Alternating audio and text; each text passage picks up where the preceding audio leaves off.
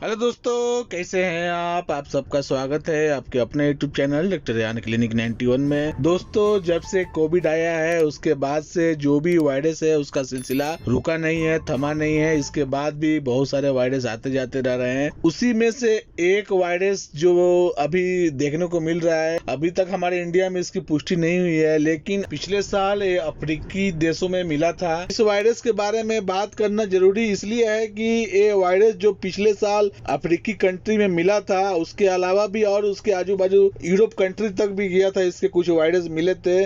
उसमें खास बात क्या थी कि 9 पेशेंट जो मिले थे उसमें से 7 की मौत हो गई थी। तो आप समझ रहे हैं कि कितना बड़ा वायरस है। तो इसके बारे में बात करना और जानना बहुत जरूरी है।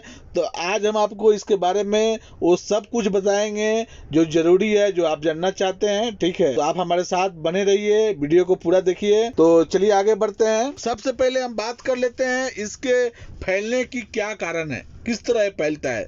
मार्बर्ग वायरस बीमारी इंसानों में चमगादड़ द्वारा ही फैलता है। जब कोई व्यक्ति राउटसेट प्रजाति के चमगादड़ों से बड़ी किसी माइन या गुफा में लंबे समय तक रहता है या वक्त बिताता है, तो उस व्यक्ति को ज्यादा चांस है इस बीमारी से ग्रस्त होने की। मार्बर्ग वायरस डिसीज का टाइमिंग जो निर्धारित किया है फैलने का, 2 से 21 दिन तक आपको ये रह सकता है। ठीक है, इसका मतलब कि संक्रमण के संपर्क में आने और इसके लक्षण दिखने तक इस बीच का समय होता है। मार्बर्ग बीमारी के लक्षण की अगर बात करें तो तेज बुखार यानी हाई फीवर, गंभीर सिर दर्द यानी सेवियर हेडेक, गंभीर रूप से बीमार होना, उसके अलावा मांसपेशियों में दर्द और अन्य तरह के आपको दर्द भी इसमें शामिल हो सकते हैं। उसके अलावा डायरिया के लक्षण भी आपको दिख सकते हैं। पेट में दर्द और ऐंठन भी हो सकता है। साल 1977 में जब इस बीमारी का आउटब्रेक हुआ था, उस समय लक्षण दिखने के बाद दूसरे या 7वें दिन तक लोगों को रेशे की समस्या होती थी। लक्षण दिखने के 5 से 7 दिन के भीतर गंभीर रूप से आपको